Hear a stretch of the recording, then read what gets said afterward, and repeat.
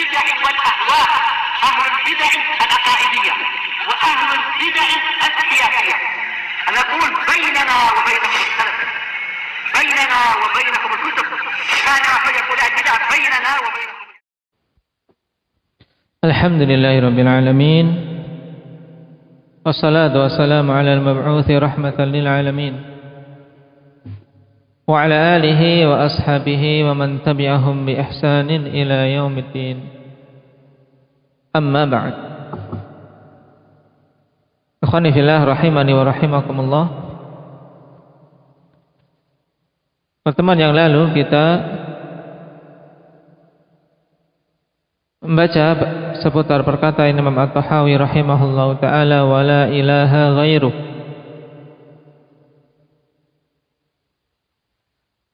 yang maknanya seperti la ilaha illallah. Naam. Baik. Tidak ada perbedaan antara la ilaha ghairullah dengan la ilaha illallah.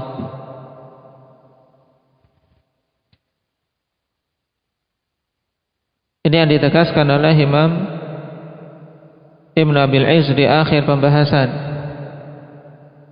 Dan dalam syarah telah kita lewati akhwani fillah bahwasanya para lughawiyin, ulama nahwu, mereka menetapkan khabar muqaddar untuk la nafi lil jinsi dengan apa?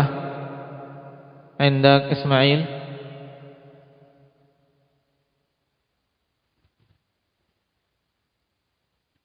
Khabar muqaddar yang didatangkan oleh ulama-ulama nahwu apa?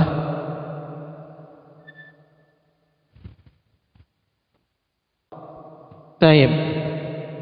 Mereka mentakdirkan fil wujud, yaitu la ilaha fil wujud illallah. Nah, tidak ada ilah, ya, tidak ada ilah yang ada wujudnya kecuali Allah. Dan pemaknaan ini pemaknaan yang batil jelas ya ikhwani fillah. Nah, kenapa?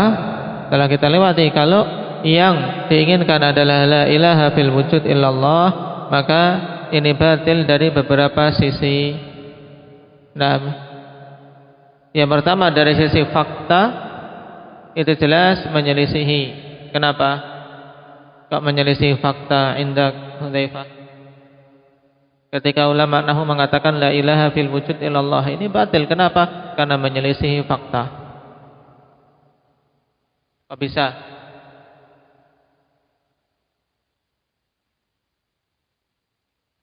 Nah, karena di sana ada ilah-ilah selain Allah. Bahkan Allah Subhanahu wa taala sendiri telah apa?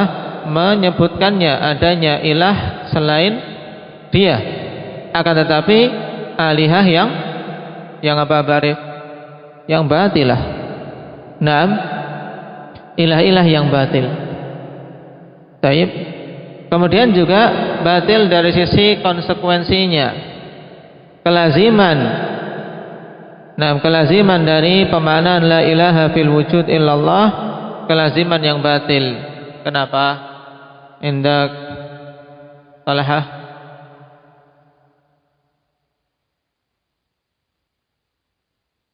Seluruh yang diibadai. Nah, melazimkan bahwasanya seluruh yang diibadai dari ilah-ilah yang batil itu berarti adalah apa? Adalah Allah. Naam. Taib la ilaha fil wujud illallah, berarti ilah-ilah yang ada itu semuanya adalah Allah kalau dimaknakan demikian, dan ini juga batil. Berarti pemaknaan yang didatangkan oleh nahwiyin pemaknaan yang batil ikhwani fillah. Naam. Oleh karena itulah Syekh bin Baz ikhwani fillah rahimahullahu taala dalam ta'liq beliau mendatangkan kalimat yang bagus.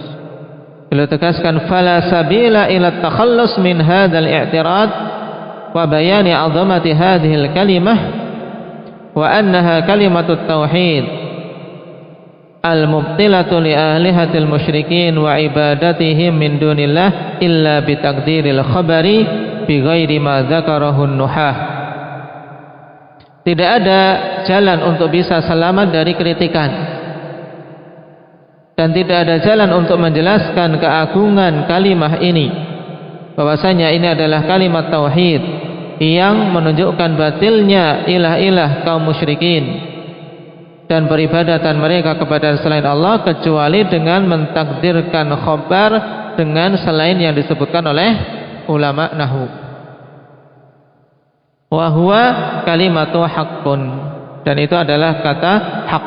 Ini harus didatangkan. Kenapa? Li'annaha hiyallati tuwaddihu butlana jami'il alihah. Karena kata haqqun inilah yang menjelaskan kebatilan keseluruhan ilah-ilah selain Allah. Wa tubayyinu annal ilahal haqqa wal ma'budu bil haqqi huwallahu wahdah. Ini.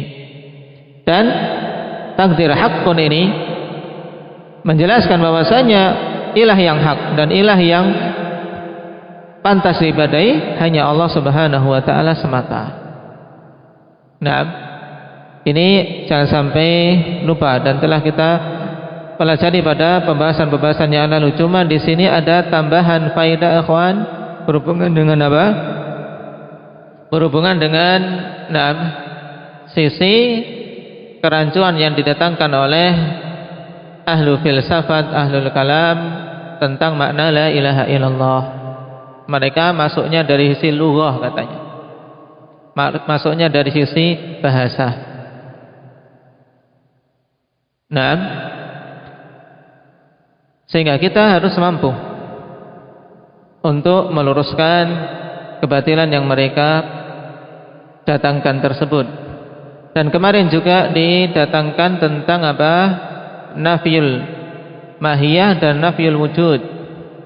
Bagaimana kesimpulan ini tentang nafyul mahiyah dan nafyul wujud? Aba Zain, keyakinan ahli sunnah tentang hal tersebut apa? Antara wujud dan mahiyah, apakah ada perbedaan?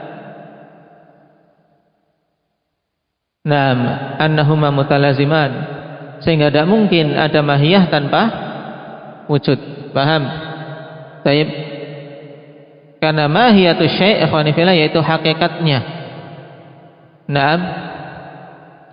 Sehingga hakikat suatu perkara tidak akan mungkin bisa ada tanpa wujudnya. Oleh karena itulah nafyul mahiyah melazimkan nafyul wujud.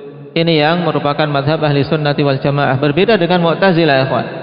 Kenapa? Karena mereka menetapkan adanya mahiyah yang kosong dari wujud. Jadi mahiyah tanpa wujud ini tidak bisa. Dan ini filsafat batilah.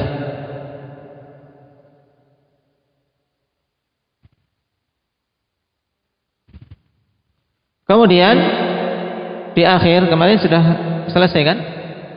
Nah, tayyib tentang apa? La yuqal laisa qauluhu ghairuh ka qaulihi illallah. Ini sudah? Hah? Ini. Tinggal ini kah? Tayyib. Sekarang kita selesaikan. Kemarin masih tersisa sedikit, ikhwan. Setelah menjelaskan tentang i'rab secara ringkas, bahwasanya la ilaha illallah. Nah, di sana harus ada sesuatu yang ditakdirkan, yaitu la ilaha haqqun illallah. Sehingga ilaha i'rabnya apa? Arin? Isimlah mabni 'ala al-fathi fi mahalli nasbin. La ilaha. Kemudian haqqun khabar la marfu'un, la ilaha haqqun illallah, illa adatul istitsna. Kemudian Allahu badal dari haqqun, dari khabar la al-mahdhufah. Taib. Demikian pula sama ikhwan, la ilaha ghairuhu. La ilaha ghairuhu. Maksudnya la ilaha ghairullah. Nah, inilah yang akan ditanbih di akhir pembahasan. Beliau mengatakan wala yuqal laisa qauluhu ghairuhu ka qaulihi illallah. Tidak dikatakan untuk membantah sebagian orang ikhwan yang mengatakan i'rabnya beda. Nah, la ilaha ghairullah dengan la ilaha illallah itu beda. Maka dikatakan oleh Imam Ibn Abil Iz wala yuqal, tidak dikatakan bahwasanya perkataan ghairuhu berbeda dengan perkataan illallah. Ini maksudnya. Kenapa? Li'anna ghaira tu'rabu bi'irabil ismil waqi' ba'da illa. Dikarenakan ghair di'irab dengan apa? I'rab isim yang jatuh setelah illa. Paham? Sehingga ketika kita katakan la ilaha ghairuhu, berarti la ilaha haqqun ghairuhu, maka ghairu i'rabnya apa? Indak Ridwan, badal dari khabar mahdhuf. Taib.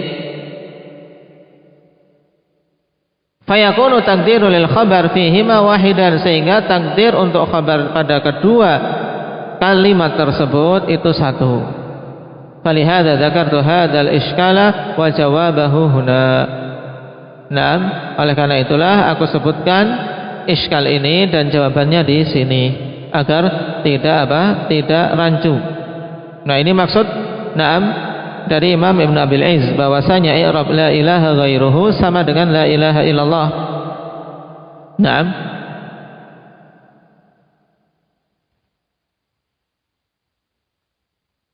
Ini tentang makna dasar dari la ilaha illallah, ikhwan. Yang kalimat tauhid tersebut terdiri dari dua rukun. Apa itu? Indak Iqbal. Rukun la ilaha illallah ini harus diingat.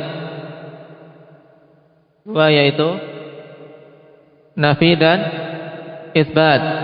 Nah, nafi dan isbat, penafian pada la ilaha, isbat pada illallah. Demikian pula kalimah ini memiliki syarat-syarat yang tidak akan mungkin seseorang bisa diterima tauhidnya secara hakiki tanpa memenuhi syarat-syarat tersebut. Apa saja? Indak Syahrul, syarat-syarat la ilaha illallah ada berapa? Ada 7. Apa saja? Ilmun,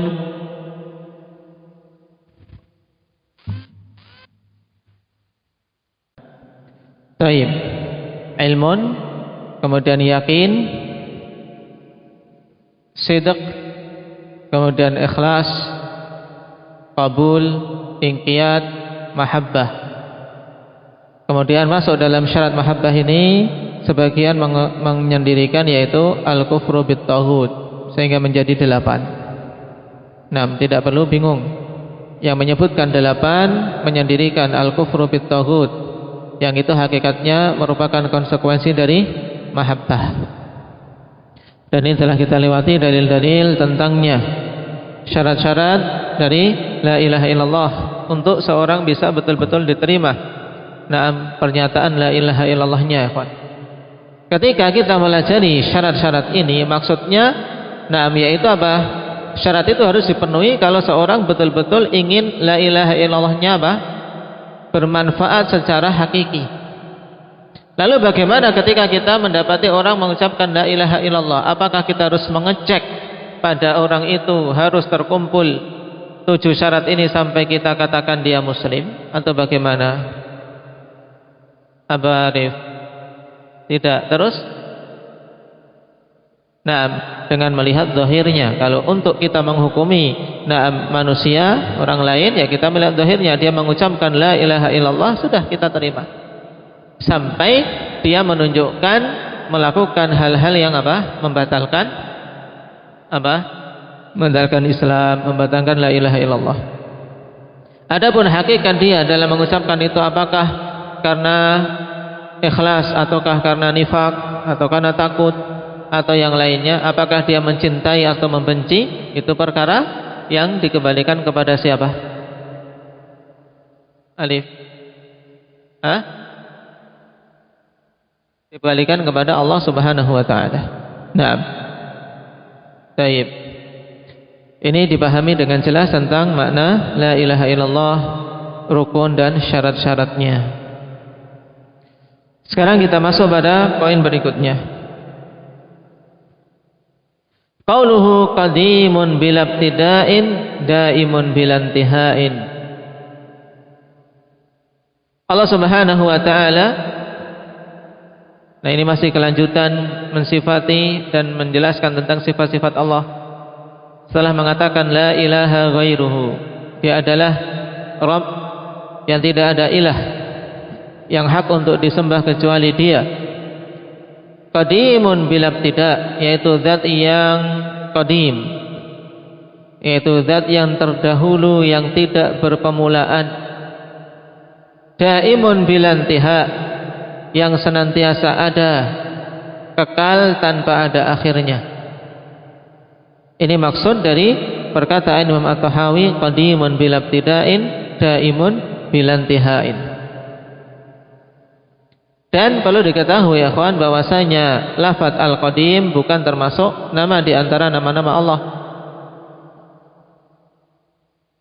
Kenapa? Yang pertama dikarenakan tidak ada dalil yang menunjukkan nama Qadim termasuk nama, baik dalam Al-Quran maupun As-Sunnah.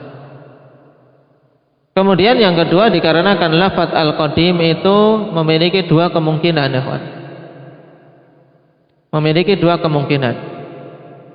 Yang pertama dikatakan Qadim, kemungkinannya apa?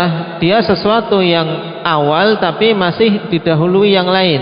Al-masbuk bi ba'dil makhluqat, yang didahului dengan sebagian makhluk-makhluk. Awal tapi ada yang mendahuluinya.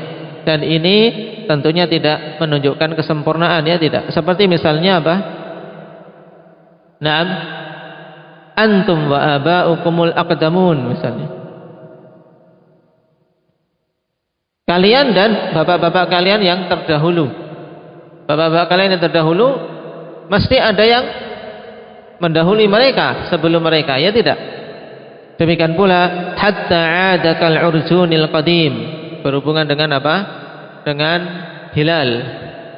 Hatta 'adakal urjunil qadim. Al-qadim di sini sesuatu yang awal tapi ada yang mendahuluinya. Ini diistilahkan dengan qadim juga. Yang kedua, makna qadim juga apa? Alladzi lam yusbaq bi adam, yaitu sesuatu yang tidak diawali dengan ketiadaan. Nah, inilah yang menunjukkan kesempurnaan. Taib. Dan ini yang dimaksudkan oleh Imam At-Tahawi rahimahullah ta'ala dengan perkataan beliau qadimun. Makanya setelahnya diberi penjelas bila tidain, yang terdahulu tanpa ada permulaan. Taib. Dan inilah makna qadim juga yang diinginkan oleh mutakallimun, ya kawan, ahli kalam, ketika apa? Ketika mengkhabarkan tentang Allah bahwasanya Allah itu al-qadim. Paham? Cuman kita apa? Menyebutkan itu mimbab apa? Al-akhbar, sebagai bentuk pengkhabaran saja. Kenapa? Karena al-qadim bukan nama, ya kawan. Sebab nama-nama Allah itu harus terpenuhi kriteria husna, mencapai puncak kebagusan, tidak ada kemungkinan kekurangan padanya. Sedangkan Al-Qadim telah kita ketahui ada kemungkinan makna yang menunjukkan kekurangan, yaitu apa? Di mana dia didahului dengan yang lainnya.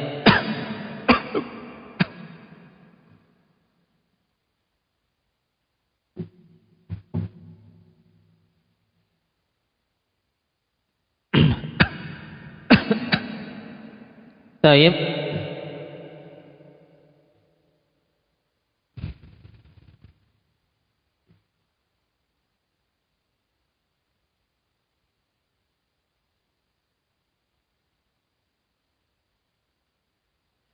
Qala syarih rahimahullahu ta'ala, qala Allah ta'ala huwal awwalu wal akhir. Allah Subhanahu wa ta'ala berfirman, huwal awwal, sebagai dalil untuk apa? Perkataan Imam At-Tahawi qadimun bila tidak. Dialah al-awwal, yaitu zat yang awal yang tidak berpermulaan.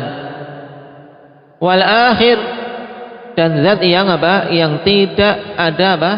Tidak ada mengalami kematian.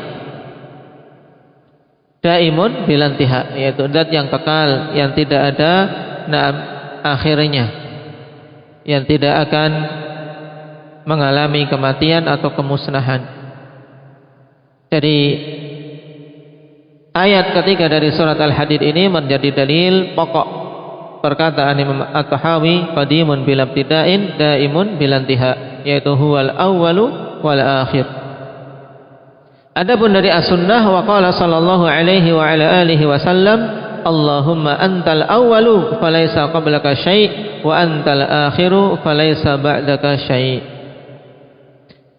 Ya Allah, Engkau adalah al-awwal, tidak ada sebelummu sesuatu pun, dan Engkau adalah al-akhir, tidak ada setelahmu sesuatu pun. Dalam artian Allah itu al-awwal yang tidak berpermulaan, dan al-akhir yang tidak mengalami kematian. Awal dan akhir merupakan nama di antara nama-nama Allah Subhanahu wa taala berdasarkan ayat dan hadis ini. Adapun hadis masyhur khonifillah, potongan dari hadis Abi Hurairah yang diriwayatkan oleh Imam Muslim berhubungan dengan doa apa ini? Doa apa ini? Ridwan? Doa ketika ingin tidur. Nah, kalau ketika tidur tentunya tidak bisa ya. Ketika hendak tidur. Nah. Baik. Wa qaulu Syekh qadimun bil ibtida'in daimun bil intiha huwa makna ismihil awal wal akhir.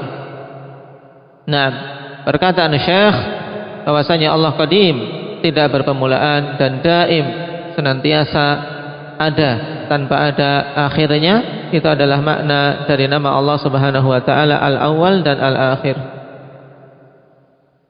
Wal ilmu bi thubuti hadainil wasfaini mustaqarrun fil fitr. Dan ilmu tentang tetapnya dua sifat ini telah terpatri di dalam fitrah. Ya, terpatri pada fitrah setiap orang, ya. Allah itu awal dan dia juga akhir. Fa innal mawjudati la budda an tantahiya ila wajibil wujud li dzatihi qad'an lit tasalsul. Dan kenapa kok hal ini terpatri pada fitrah, ikhwan? Sebab al-mawjudat, segala sesuatu yang ada itu, ya, segala sesuatu yang ada, la budda an tantahiya ila wajibil wujud li dzatihi, harus berakhir kepada apa? Kepada wajibil wujud, yaitu kepada zat yang apa? Wajib adanya, yang tidak diciptakan oleh siapapun.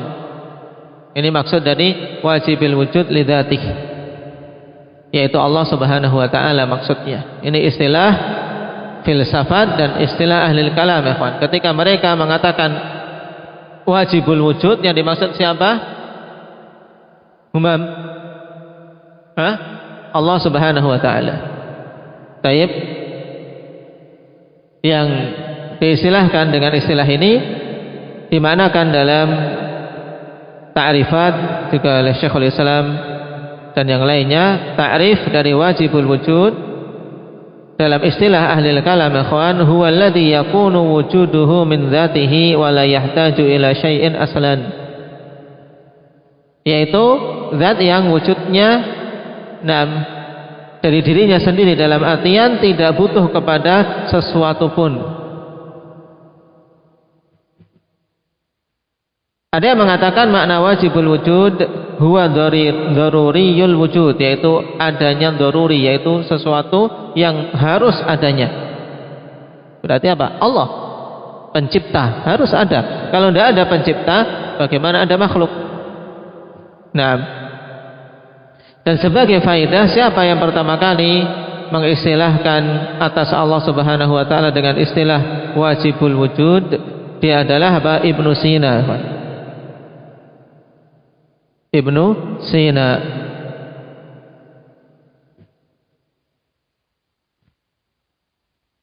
Seorang munharif, ahli filsafat, bahkan sebagiannya mengatakan zindiq, tapi banyak dialu-alukan sebagai apa? Bapak apa ini? Ibnu Sina, bapak kedokteran Islam. Sehingga para pemuda-pemuda taib dengan nama Ibnu Sina seakan-akan dia seorang yang mulia, padahal ikhwan telah menanamkan di dalam akidah kaum muslimin kerusakan yang banyak, termasuk pengistilahan Allah Subhanahu wa taala dengan apa? Dengan istilah yang tidak datang dalam Alkitab maupun As-Sunnah. Sehingga kita repot ini harus apa? Harus menyebutkan dengan istilah itu. Kenapa? Karena kemudian diambil oleh ahli filsafat sebagai istilah yang mereka gunakan untuk mengungkapkan tentang Allah Subhanahu wa taala. Wajibul wujud. Jadi setelah kita tahu makna wajibul wujud, ya, semua yang ada di jagat raya ini akhwanifillah harus apa? Harus berakhir pada wajibul wujud, yaitu zat yang wujudnya apa? Mesti dan tidak ada yang menciptakan. Setiap kita tetapkan ikhwan, makhluk, sebelumnya makhluk, sebelumnya makhluk, sebelumnya makhluk, semuanya akan berakhir kepada apa? Kepada Allah Subhanahu wa taala. Ya kan? Kenapa? Qad'an lit tasalsul, untuk memutus tasalsul. Untuk memutus berantainya apa? Berantainya penetapan wujud yang didahului sebelumnya wujud lain. Antum pahami ini? Ini kita masuk pada pembahasan yang termasuk pembahasan pelik dalam akidah Tahawiyah. Berhubungan dengan tasalsulul hawadits. Setelah ini insyaallah setelah beberapa lembar pembahasan ini, yang lainnya pembahasan sebagaimana dalam kitab-kitab lain.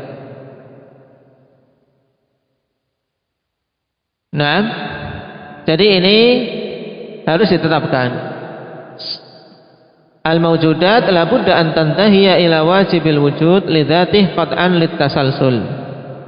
Dan yang dimaksud dengan tasalsul dikatakan oleh Jurjani dalam ta'rifatnya, huwa tartibu umurin ghairi mutanahiyah.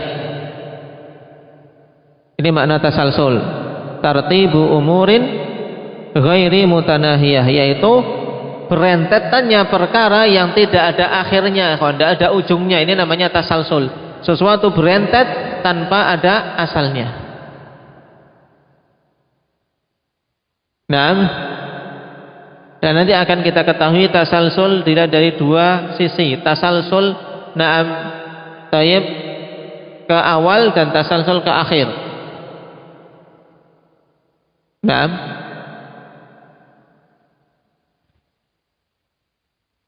Dan makna qat'an litasalsul maksudnya adalah idza lam tantahil mawjudat ila Allah taala wa khaliqiha lazima an yakuna kullu makhluqin iktasaba wujuduhu min ghairihi ila ma la nihayah. Ini maksudnya kita harus menetapkan adanya wajibul wujud untuk memutus tasalsul. Maksudnya apa? Iya, apabila tidak berhenti pada Allah, semua yang ada ini kalau tidak berakhir pada Allah, yaitu zat yang menciptakannya, maka akan apa? Akan berkonsekuensi setiap makhluk itu mendapatkan wujud, dia bisa terwujud. Kenapa? Karena adanya yang lain. Terus sampai tidak ada akhirnya. Berarti setiap kita tetapkan ini diciptakan oleh itu diciptakan oleh yang lainnya, terus sampai tidak ada akhirnya.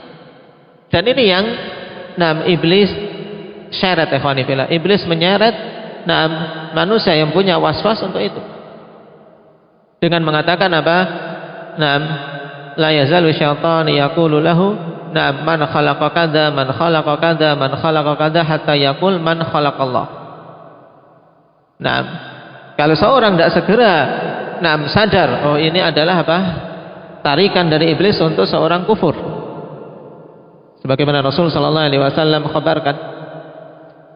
Jadi syaitan berusaha memunculkan pada orang-orang yang tidak memiliki akidah yang lurus. Dimunculkan, siapa yang menciptakan ini? Oh ini. Siapa yang menciptakan ini? Siapa yang menciptakan ini? Terus sampai apa?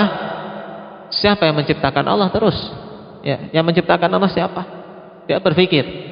Kalau sudah sampai derajat ini, Rasulullah sallallahu alaihi wasallam katakan, "Na'am falyasta'id billah waliyantahi." Kalau sudah sampai seperti ini, berarti dia sudah diseret oleh syaitan pada kekufuran. Hendaknya dia meminta perlindungan kepada Allah dari syaitan dan berhenti, jangan diteruskan.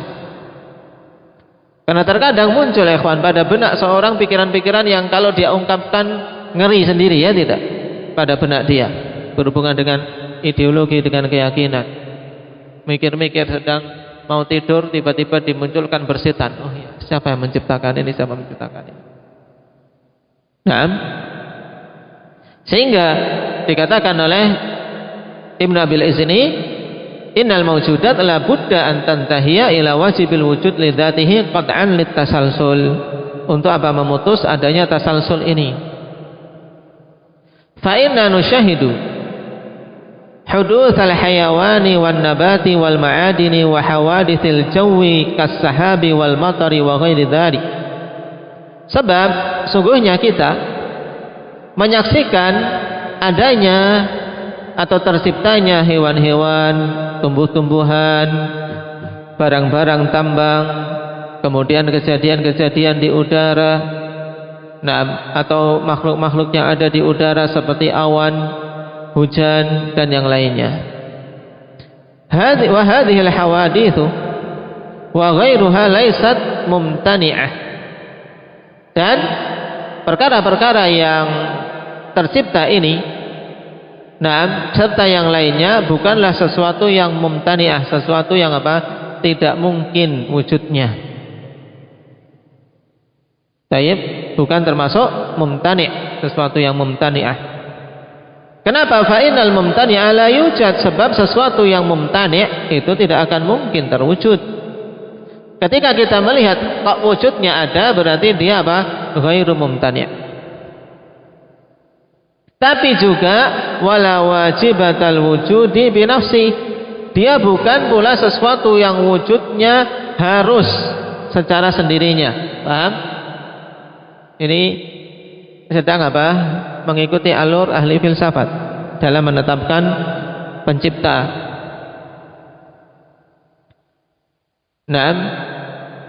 Jadi apa-apa yang ada ini bukan sesuatu yang mumtani'. Buktinya apa? Ada, ya tidak? Cuman keberadaan dia ini, keberadaan awan, tanah, hewan-hewan, tumbuh-tumbuhan, keberadaan itu juga apa? Bukan keberadaan yang harus dengan sendirinya.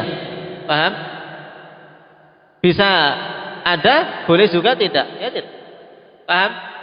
Paham, Syafiq? Nah, kalau demikian, dia bukan sesuatu yang mumtani', tapi juga bukan sesuatu yang wajib. Kenapa? Karena kalau wajibul wujud, dia apa? Keberadaannya wajib dan tidak ada yang menciptakan. Sedangkan keberadaan hewan-hewan ini, tumbuh-tumbuhan ini, bisa ada, bisa tidak. Ya enggak? Nah, fa inna wajibal wujudi bi nafsihi la yaqbalul adam. Sebab sungguhnya wajibul wujud binafsi itu tidaklah menerima apa? Tidak bisa menerima al-adam, yaitu tidak ada kondisi di mana dia tidak ada. Kalau wajibul wujud binafsihi, ikhwan, ini harus ada, ya kan? Sedangkan tumbuh-tumbuhan itu sebelum adanya ini mengalami ketidakadaan, ya tidak? Ya tidak, Alif. Sebelum dia ada kita lihat mengalami fase dia belum ada. Paham? Nah, ini maksud. Wa hadhihi kanat ma'dumatan thumma wujidat. Nah, benda-benda ini atau makhluk-makhluk ini dulunya ma'dumah, dulunya tidak ada. Kemudian diadakan. fa'adamuha yanfi wujubaha. Maka ketidakadaannya itu meniadakan wajibnya dia untuk ada. Paham sampai sini? Paham apa Zaid? Naam. Baik. Fa'adamuha yanfi wujubaha wa wujuduha yanfi imtina'aha. Dan keberadaan dia, adanya dia itu meniadakan imtina'nya. Karena ada berarti bukan mumtani'. Berarti ada dua istilah sekarang. Ada wujub, ada mumtani'. Kita terapkan pada tumbuhan. Cara mudahnya apa? Pohon kelapa itu, Saudara. Pohon kelapa itu ada berarti bukan mumtani', ya tidak? Tapi juga bukan wujud. Kenapa? Karena sebelum ditanam tidak ada. Paham? Nah, itu maksud dari fa'adamuha yanfi wujubaha wa wujuduha yanfi imtina'aha. Wa ma kana qabilan lil wujudi wal adami lam yakun wujuduhu bi nafsihi lam yakun wujuduhu bi nafsihi. Dalam cetakan lam yumkin, tempat kalian apa? Lam yakun. Nah, fi nuskhah lam yumkin. Antum tulis saja lam yumkin. Teman saya juga lam yakun, cuman di daras. Nah, saya mengatakan fi nuskhah lam yumkin, dan ini juga maknanya lebih gamblang. Perhatikan.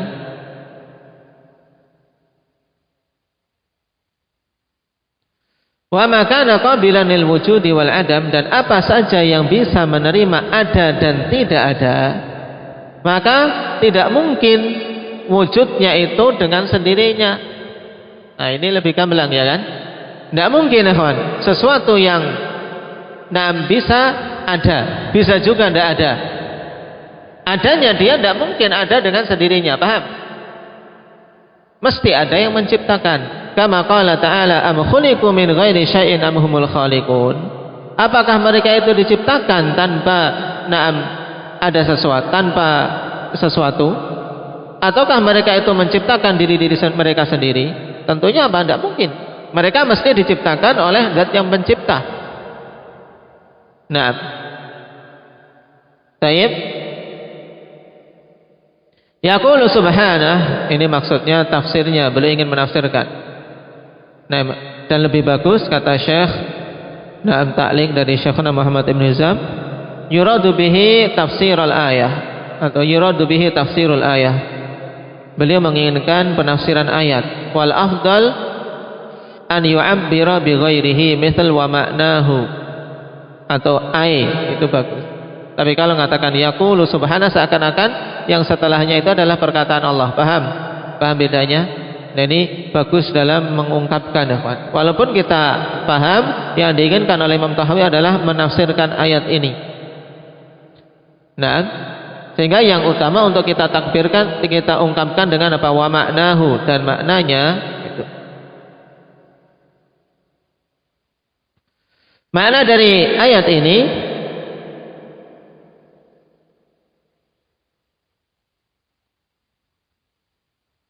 ahudithu min ghairi muhdithin. Tempat kalian apa? Haddathu. Haddathu. Hudithu atau haddathu?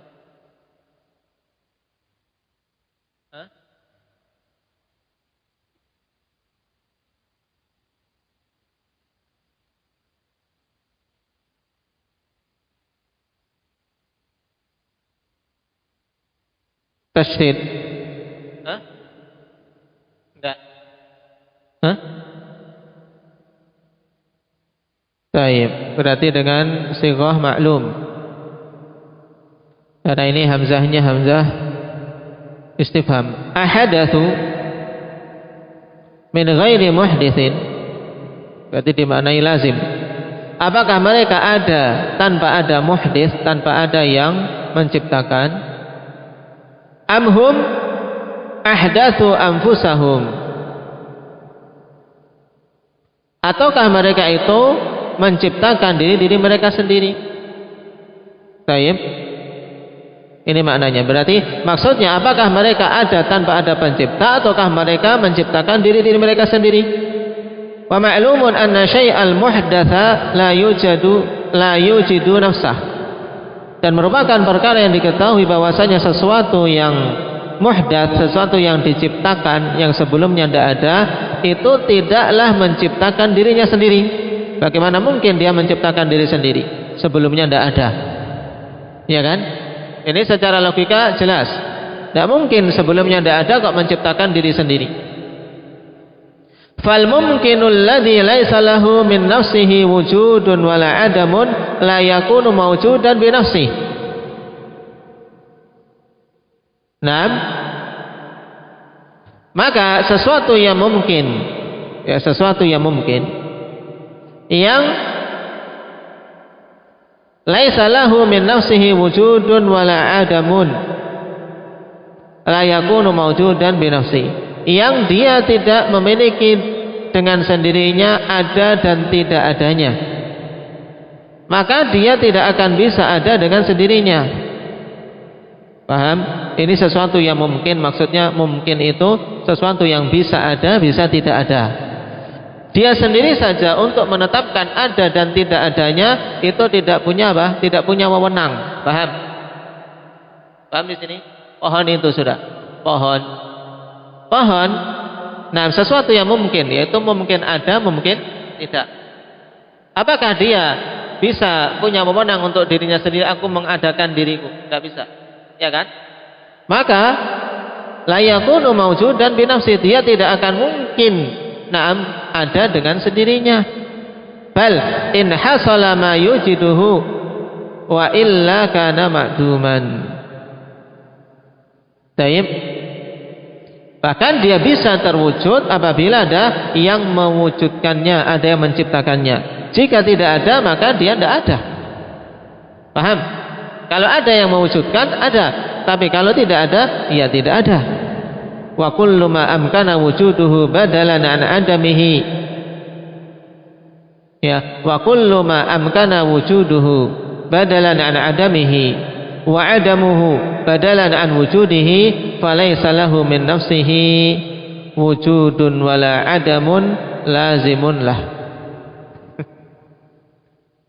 Baik, paham enggak? Nah, antum paham ini?